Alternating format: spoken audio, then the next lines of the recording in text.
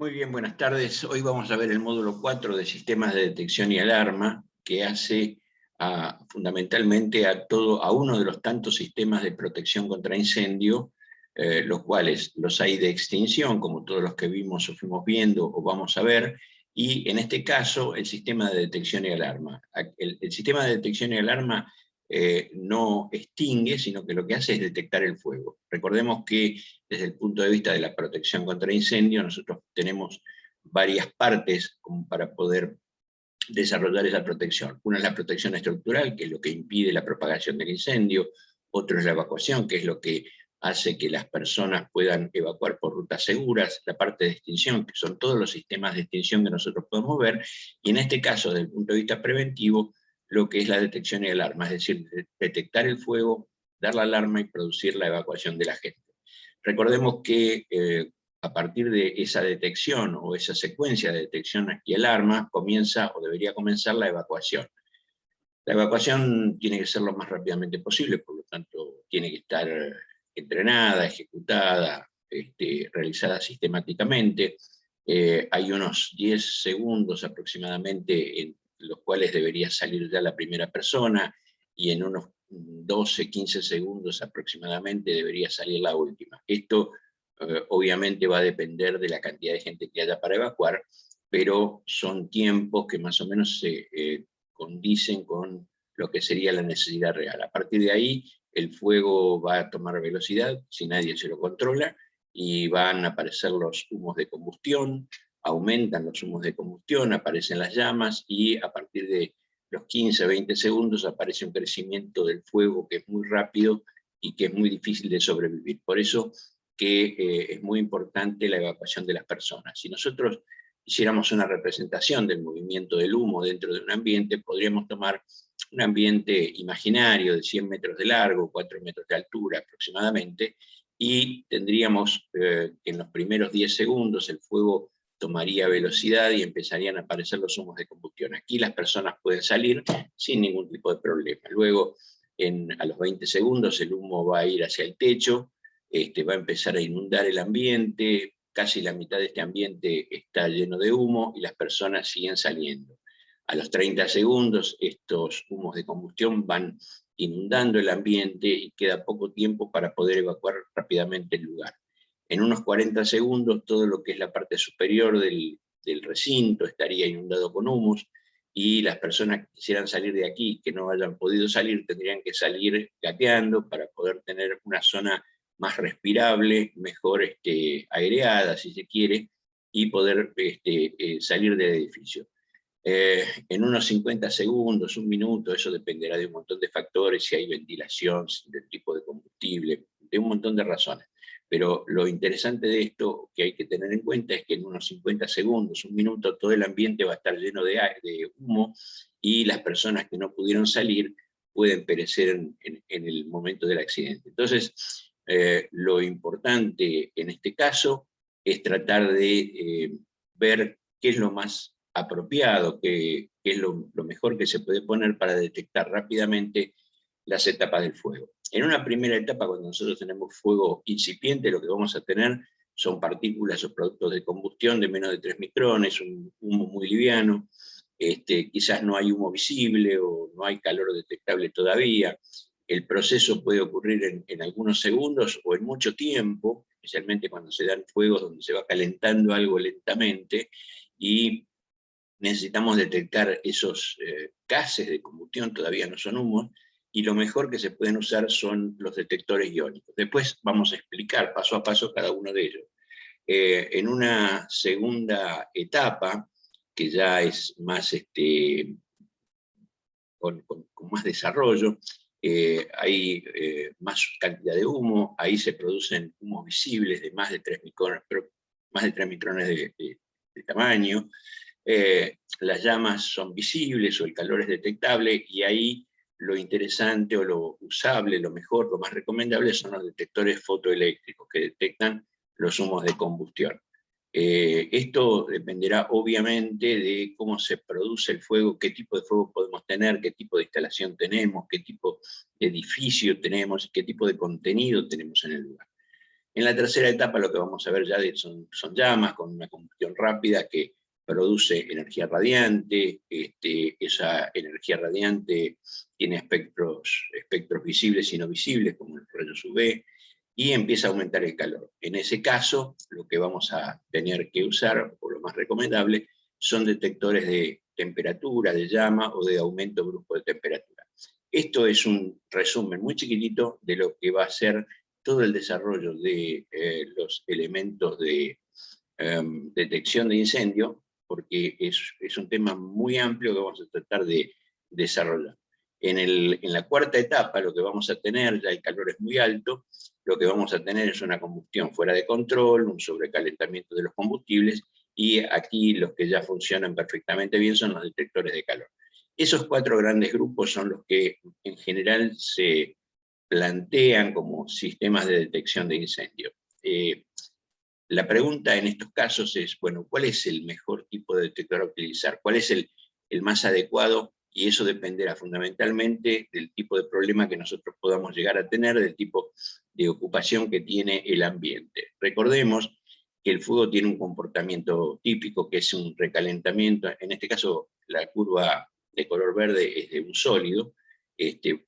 Va a haber un calentamiento, se va a producir un calentamiento en el tiempo, va a aumentar la temperatura, en algún momento se va a producir la ignición, va a aumentar más la temperatura y se va a producir la combustión de los sólidos, aumentando la temperatura en el tiempo. En el caso de los líquidos, el aumento de la temperatura y el proceso de combustión va a ser muchísimo más rápido. Y entonces nosotros vamos a tener que en esta zona no hay peligro, aquí ya se está poniendo más peligroso, y a partir de la ignición, a partir de que aparecen las llamas y el fuego empieza a desencadenarse, la situación puede ser mucho más peligrosa todavía.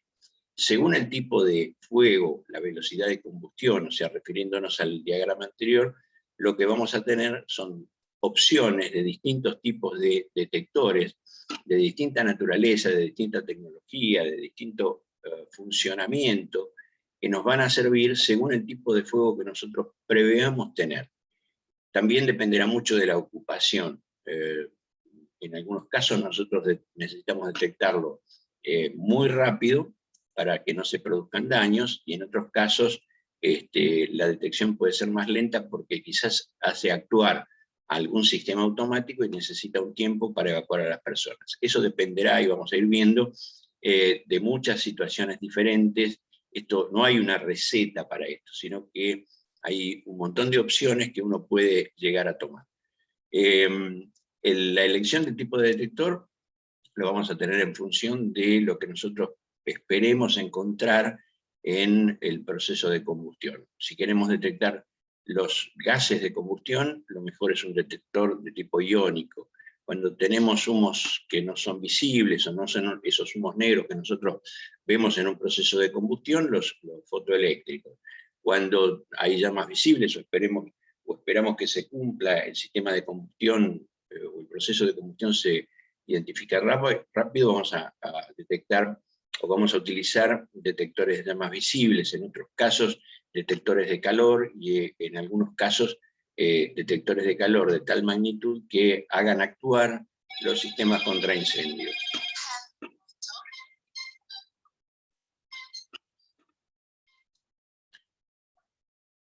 De esta manera nosotros vamos a ver que hay distintos tipos de detectores. Por ejemplo, hay detectores térmicos que se activan cuando la temperatura sube a un determinado valor. Por ejemplo, hay detectores, la mayoría, se activa, por ejemplo, a los 68 grados.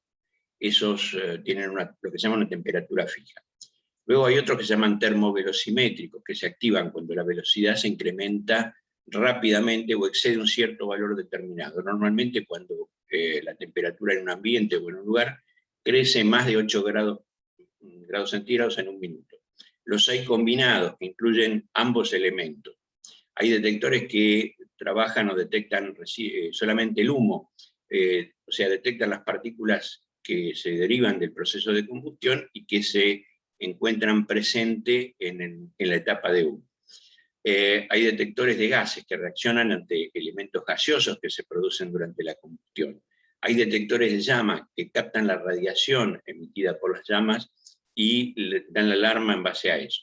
Y hay detectores que se los llama multisensores, que son capaces de detectar más de un fenómeno asociado al fuego, como calor, humo, aumento brusco de temperatura, es decir, tienen una función múltiple y se pueden llegar a utilizar.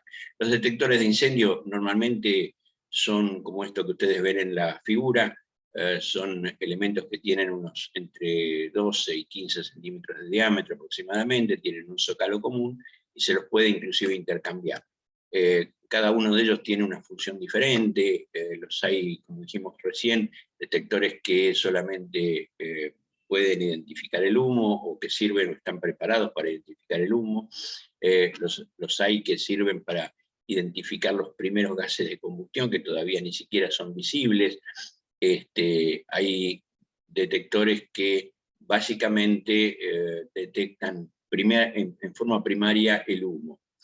De los detectores de humo vamos a ver que hay de dos tipos, los que son detectores de ionización y los detectores que son de tipo fotoeléctrico. Estos detectores pueden detectar ambos tipos de fuego, pero los tiempos de respuesta varían dependiendo del tipo de fuego. Hay un montón de perfiles de combustión posibles y variadas cargas de fuego y posibles fuentes de ignición, por lo cual que hacer una regla, una receta para seleccionar un tipo de detectores no es tan fácil, es decir, hay que analizar cada caso. Actualmente hay una tendencia muy grande de dejar de usar los detectores iónicos debido a temas ecológicos. Después voy a explicar por qué. Los fabricantes de detectores fotoeléctricos intentan mejorar constantemente la performance para que los mismos cubran un aspecto particular de los humos pequeños. Es decir, aumentan la sensibilidad de algún tipo de detector para dejar de utilizar los de tipo ionización, que tienen un pequeño problema.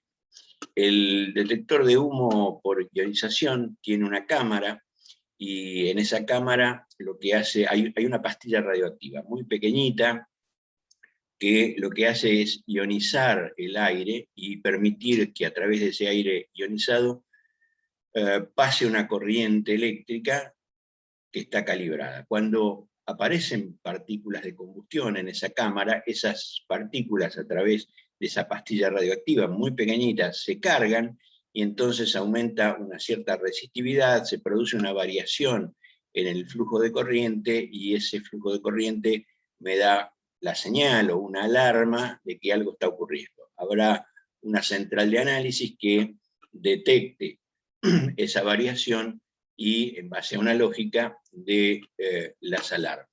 Básicamente lo que aquí tenemos es un detector de humo por ionización que nos va a dar los datos como para poder detectar un incendio. Dentro de ese equipo hay una cámara de referencia, hay un tornillo de ajuste, hay sistemas de contacto, unidades de control, luces de alarma, hay una cubierta de la cámara de detección, hay una cámara interna que detecta el paso de corriente, normalmente por fuera hay una cubierta de plástico, y aquí podemos ver cómo se genera de alguna manera ese efecto de detección. Es decir, cuando el aire está limpio, la corriente eléctrica pasa normalmente y hay un valor que ya está calibrado. Cuando aparecen partículas de humo, las mismas se cargan e impiden el paso de corriente eléctrica, y baja el valor de la corriente dando una señal de alarma. Acá lo interesante es esta fuente radioactiva, que normalmente la más habitual es una sustancia que se llama americio 214, y que tiene, como para que tengamos una idea, el tamaño de aproximadamente un grano de arroz. Es decir, es una fuente radioactiva muy pequeñita, que está además a través de una cámara de ionización, está dentro, ahí podemos ver esa fuente radioactiva y la cámara de ionización, y como les decía antes, el problema es ecológico. ¿Por qué? Porque esa pequeña cantidad de elemento radioactivo genera un problema en el momento de que el detector debe ser reemplazado, debe ser cambiado, o sea, no se lo puede tirar a la basura porque le estamos tirando con una fuente radioactiva. Entonces hay que hacer un proceso de denuncia, hay que almacenarlo de alguna manera, darlo de baja, y aparece todo un tema que se va convirtiendo. Pensemos que nosotros en una instalación común podemos tener 500, 1000, 2000 detectores. Cuando eso envejece y hay que cambiarlo, o se hace un cambio de ocupación del edificio, o se hace alguna modificación que me deja los detectores viejos, estoy teniendo un problema ecológico a resolver. Esa fuente de americio está metida dentro del detector, dentro de la cámara. Esto es la cámara de ionización y este es la fuente radioactiva. Normalmente no la van a ver porque está dentro de una cámara que es blindada, precisamente para que no se salga, nadie la toque, pero si alguna vez se encuentran con este problema, por lo menos para que reconozcan cuál es el punto de riesgo. Eso es básicamente